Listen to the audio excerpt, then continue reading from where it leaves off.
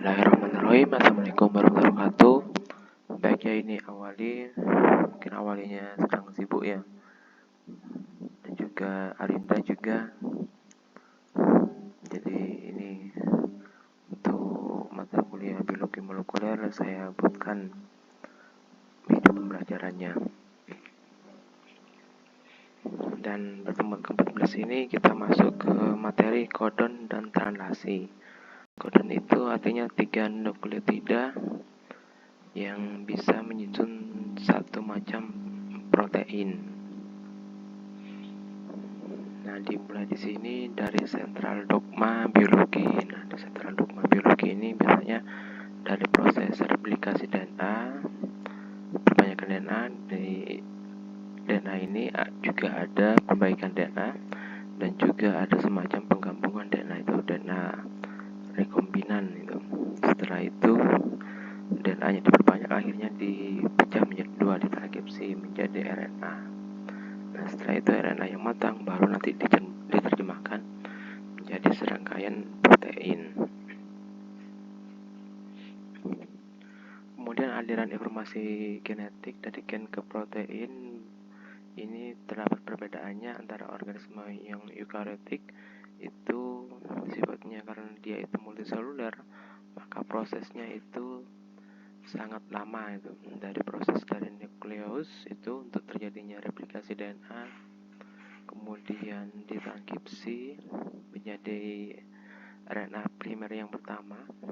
Setelah itu baru nanti ditambahkan ujung cap 5 dan ekor poli A. Setelah itu baru nanti akan dipotong-potong, dipilah itu mana protein yang ekson dan intron itu dibuang, baru nanti setelah proteinnya matang akhirnya keluar dari nukleus ke sitoplasma, barulah nanti menuju ke ribosom untuk proses terjadinya penerjemahan protein. Nah, sedangkan pada organisme prokariot itu antara proses transkripsi dan translasi itu bisa berjalan secara bersamaan karena organ-organelnya itu hanya sederhana pada organisme prokariot.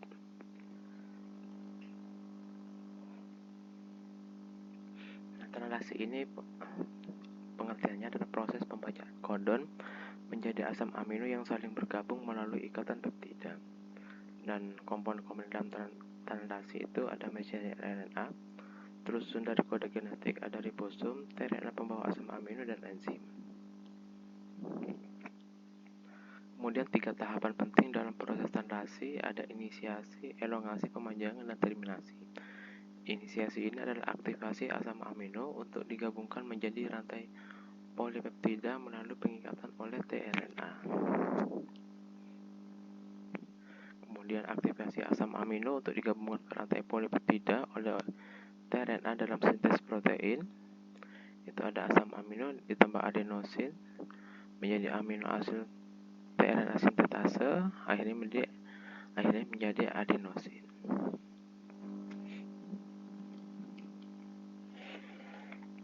Kemudian kode genetik itu terjadi 3 nukleotida yang disebut dengan kodon. Nah, kodon ini kode untuk asam amino pada protein.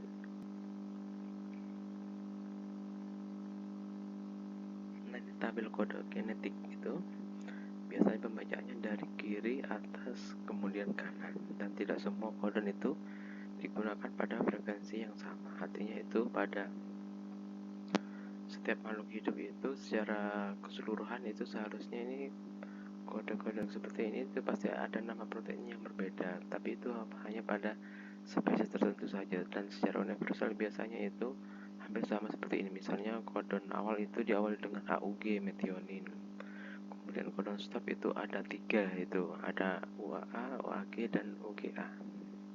Itu yang secara umum. Ini ada hipotesis Wobble bahwa itu guanin itu bisa berpasangan dengan sitosin atau urasil. Harusnya itu guanin itu hanya berpasangan dengan sitosin.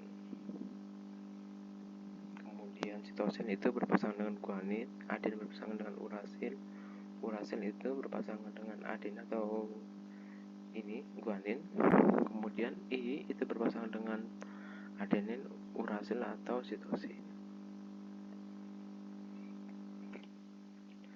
Kemudian keterkaitan antara DNA dan messenger RNA untuk menjadi rantai polipeptida seperti ini. Jadi ini seperti tadi itu sentra dogma biologi dari DNA yang diperbanyak dari template awal, kemudian pasangan template-nya itu dari ujung 5 ke ujung 3 aksen, juga pasangannya itu dari ujung 3 aksen ke 5 aksen, baru nanti setelah itu dipisah menjadi proses transkripsi menjadi messenger RNA.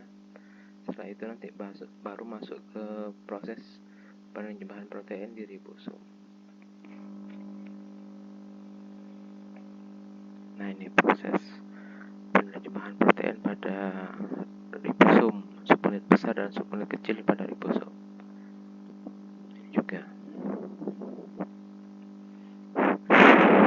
Ini juga sama, proses penerjemahan protein. Nah, di sini terjadi pembentukan ikatan peptida. Ini dipercepat oleh kompleks enzim peptida transferase yang terdiri dari beberapa protein ribosomal dan ribosomal RNA yang bertindak sebagai ribosim. Proses ini diulangi sampai ada sinyal terminasi.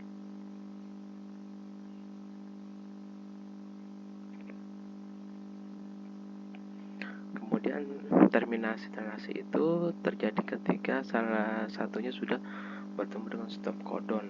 Stop codon itu ada 3, itu ada UA, UAG atau UGA. Ini muncul pada sisi A dan kompleks ribosom. Dan tidak ada TRNase yang bergabung dengan urutan tersebut, sehingga tidak ada TRNase yang terikat selama terminasi. Itu TRNase transfer RNA. Kemudian protein rilis faktor ini juga berperan dalam proses penghentian penerjemahan protein. Nah, itu bisa dilihat itu tRNA di sisi P itu membawa rantai polipeptida yang lengkap. Kemudian mereka bertemu dengan stop codon di sisi A. Akhirnya rilis faktor itu akhirnya terlepas.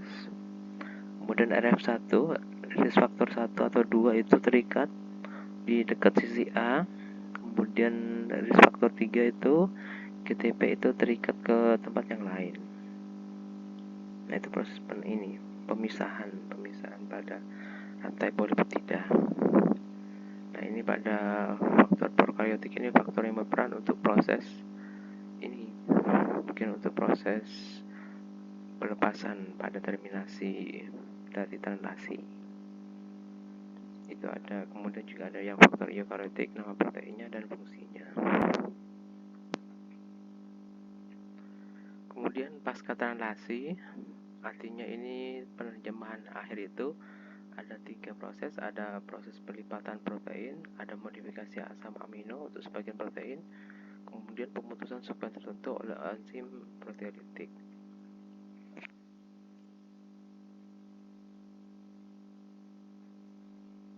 Nah, itu ada folding.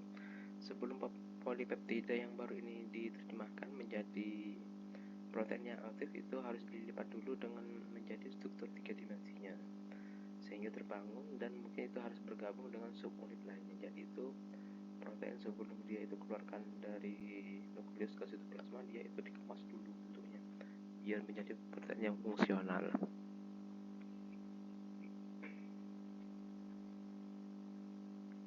Kemudian enzim atau protein yang terlibat dalam proses pelipatan ada ini cis-trans isomerase untuk prolin. Kemudian ada enzim pembentuk ikatan disulfid, dan 3 itu ada chaperone. Nah, misalnya di sini insulin itu dibuat dari polipeptida tunggal, awalnya dari preproinsulin. Nah, itu bisa dilihat langkahnya. Preproinsulin itu disintesis dengan ikatan yang secara random dari membran itu yang berhubungan dengan ribosom. Kemudian setelah transportasi membran itu, nah itu sekuen leadernya itu awalnya itu akan terpisah dan menghasilkan proinsulin yang terlipat di bentuk yang stabil, dan akhirnya terbentuk ikatan disulfid yang stabil itu. Baru setelah itu sekuen ini akan terkoneksi bisa untuk membentuk molekul insulin yang matang. Nah, ini protease ini spesifik untuk memutus darah leader sequence menjadi proinsulin. Proinsulin ini terlibat ke dalam struktur 3 dimensi yang spesifik dan membentuk ikatan disulfid. Protease yang lain ini akhirnya memotong molekul insulin menjadi 2 rantai polipeptida. Nah, ini biasanya ini capron ini dimiliki pada bakteri itu.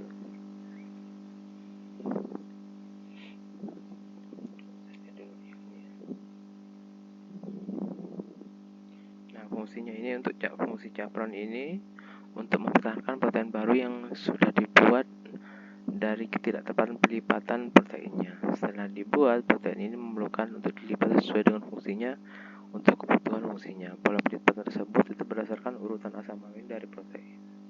Capron ini adalah polisubunit protein membentuk ekek mirip bangunan yang memberikan lingkungan kecil bagi protein.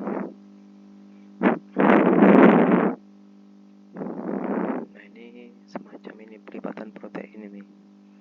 Kemudian penempatan protein, ada protein scan, ini mengandung urutan sinyal untuk menentukan tempat tujuannya. Untuk bakteri, protein baru yang disintesis dapat tinggal di sitosol, dikirim ke membran plasma, membran luar, periplasmik, ekstraseluler.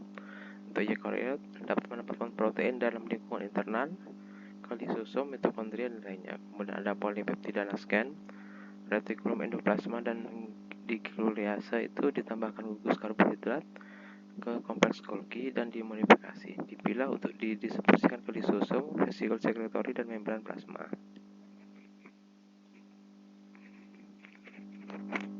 Kemudian translokasi, protein ditranslokasi membentuk kompleks dengan kapron di sitosol.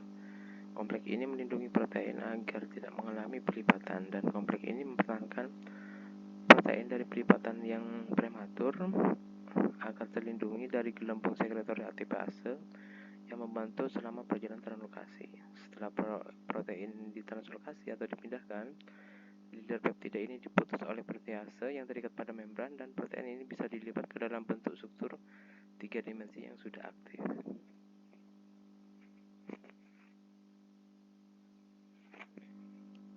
Kemudian sinyal recording partikel ini mendeteksi urutan sinyal dan membawa ribosom menuju membran retikulum endoplasma. Banyak protein mitokondria ini dibuat di sitosol dan akhirnya diimport ke mitokondria atau dibawa ke mitokondria. Kemudian pemrosesan polipeptida, rangkaian polipeptida mengalami pemrosesan dan pembentukan struktur 3 dimensi melalui proses modifikasi pasca tanalasi, meliputi modifikasi terminal amino dan terminal karboksil, kehilangan urutan sinyal, modifikasi individual asam amino, pengikatan dengan rantai samping karbohidrat, penambahan gugus isoprenil, penambahan gugus prostetik, pemrosesan oleh proteotik, dan pembentukan ikatan disulfida. Kemudian pada eukariotik itu terjadi pemrosesan setelah translasi, yakni protein dibuat di sitosol akan ditransportasikan ke dalam retikulum endoplasma. Selanjutnya dimodifikasi di aparatus Golgi sebelum dikeluarkan ke sel. Nah, setelah proses pelipatan di RE, protein ini akan dikemas dalam vesikel dan masuk ke badan Golgi. Untuk proses berikutnya itu sebelum protein dialokasikan, ditempatkan, dikeluarkan maksudnya ke sitoplasma. Nah, ini modifikasi protein yang terjadi setelah proses translasi. Itu jadi ada semacam pelipatan dulu protein yang sekiranya masih bentuknya itu lurus, akhirnya dibengkokkan sampai menjadi protein yang ini fungsional.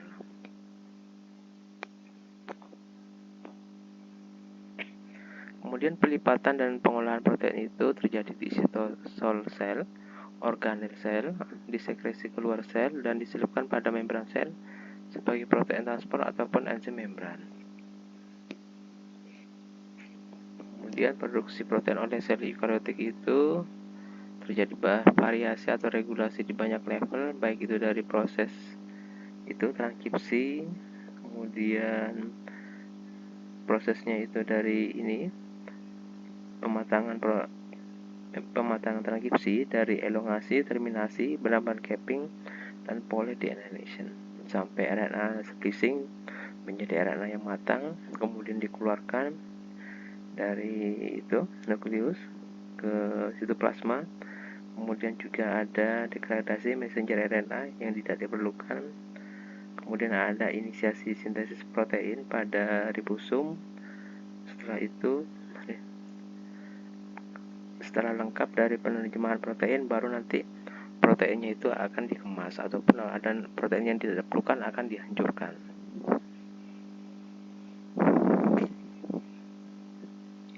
Kemudian peran urutan sinyal dalam penyuntikan protein itu, protein yang ditujukan untuk ke retikulum endoplasma ini dipandu oleh sekuen sinyal N-terminal protein ini. Kemudian juga ada protein yang tetap di sitosol, ini tidak punya urutan sinyal. Nah, kekurangannya bisa kalau sudah ada urutan sinyalnya itu biasanya dia itu akan lebih dikemas gitu, sehingga dia menjadi protein yang fungsional. Nah, ini semacam transportasi protein dari nukleus ke retikulum endoplasma, akhirnya nanti keluar menuju sitosol dan akhirnya ke membran plasma dan ke sitoplasma.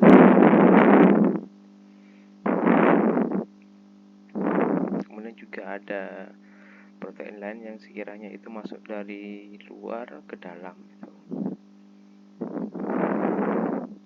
Nah, ini proses eksitosis, artinya dia itu semacam pengeluaran protein-protein yang sekiranya itu bisa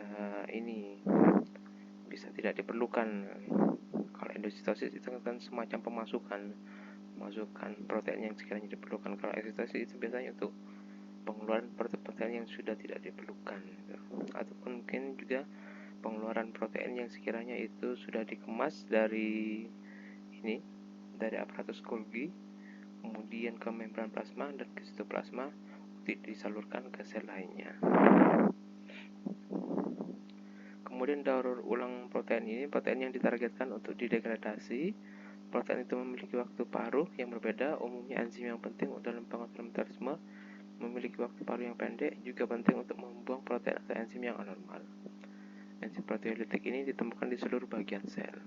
Beberapa protease ada di sitosol eukariotik. 2Ca+ ini mengaktifasi protease menjadi kalpain. 1 ATP dependent protease ini untuk pembentukan proteasom. 4 bentuk molekul yang diberikan menentukan laju daur ulang protein ada ubiquitinase, oksidasi pada residu asam amino urutan PES, dan residu asam amino N-terminal. Ubiquitin ini protein kecil yang ada dalam semua sel eukariotik, menandai protein untuk dirusak. Kemudian 3 enzim terlibat dalam penggabungan ubiquitin ini ke protein. Yang pertama, ujung karboksil ubiquitin ini berikatan dengan gugus sulfitrid dari E1. Ubiquitin ini yang sudah terapitasi kemudian bergantian dengan gugus sulfitrid dari E2. Protein ini target ditandai oleh ubiquitin untuk dirusak, dan protease khusus ubiquitin mengenali target, akhirnya terjadi degradasi.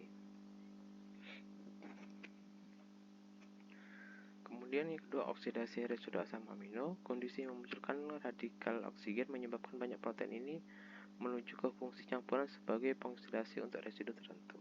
Kondisi ini memerlukan FF2+ dan radikal hidroksil, dan umumnya asam amino yang dapat menerima untuk dioksidasi adalah lisin, arginin, dan prolin. E. coli dan organ hati tikus ini mengandung protease untuk memecah glutamin sintase teroksidasi secara in vitro, tetapi tidak merusak enzim tersebut yang masih alami. Dan akumulasi protein yang rusak karena degradasi dan melebihi kapasitas sel ini untuk mendegradasi dan memindahkan mereka merupakan kontribusi penting dalam penuaan sel. Kemudian yang ketiga itu PES sekuen. Semua protein yang dengan masa pendek, yakni waktu paruh kurang dari 2 jam, mengandung satu atau lebih daerah yang kaya akan prolin, glutamat, serin, dan treonin. Kemudian residu asam amino N-terminal.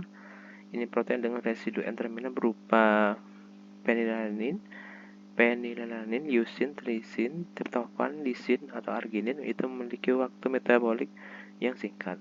Kemudian protein dengan terminal lainnya memiliki waktu hidup yang lebih lama. Jadi waktu paruh intraseluler dari protein tertentu tergantung dari identitas dari residu asam amino ujung N. Kemudian penghambat sintesis protein oleh antibiotik itu ada rifampicin, mengikat pada enzim polimerase RNA bakteri dan menghambat messenger RNA. Ada eritromisin dan azitromisin, mengikat pada ribosom bakteri dan menghambat pelekatan pada messenger RNA. Kemudian ada tetracycline, mengikat pada ribosom bakteri dan menghambat translasi messenger RNA. Nah, ini inhibisi atau penghambatan sintesis protein oleh antibiotik. Itu ada beberapa antibiotik, ada chloramphenicol, itu terikat dengan bagian 50S itu. Ini gen 50S dan menghambat formasi terjadinya ikatan peptida. Nah, ini semacam obat-obat antibiotik untuk supaya tidak terjadinya proses ini penerjemahan protein pada translasi, sehingga tidak akan terbentuk protein untuk pembentukan penyakit itu. Jadi itu ada obat-obat antibiotik itu yang bisa menghambat, mungkin dari penghambatan proses replikasi DNA, transkripsi sampai penerjemahan protein. Baik, itu saja yang bisa saya sampaikan pada pertemuan 14 mata kuliah biologi molekuler. Saya akhiri, terima kasih. Assalamualaikum warahmatullahi wabarakatuh.